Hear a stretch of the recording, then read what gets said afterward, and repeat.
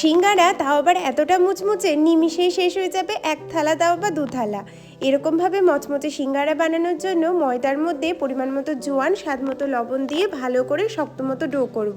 আলুর পুর বানানোর জন্য 5 ফোড়নের মধ্যে আদা আর কাঁচা লঙ্কা বাটা, সামান্য হিং, ধনে গুঁড়ো, জিরে গুঁড়ো আর হলুদ দিয়ে ভালো মতো কষিয়ে নেওয়ার পর আলু আর তার সাথে পরিমাণ মতো ভাজা মশলা, একটু আমচুর পাউডার, কাসুরি মেথি, ভেজে রাখা বাদাম দিয়ে ভালো মতো করে শুকনো করে নামাবো। এইবার কর্নফ্লাওয়ার আর ঘিয়ের একটা মিশ্রণ বানিয়েছি, যার মধ্যে একটু বেকিং পাউডার দিয়েছি। যেমন করে ময়দার লিচিগুলো উপরে প্রলেপ দিয়ে 5টে মতো লেয়ার করতে হবে।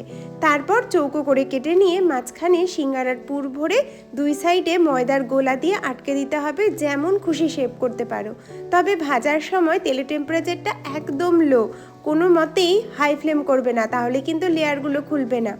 বেশ লাল লাল করে মচমচে ভাজা হলেই নামাবে এই গরম গরম মুচমুচে সিঙ্গারা। কেমন লাগলো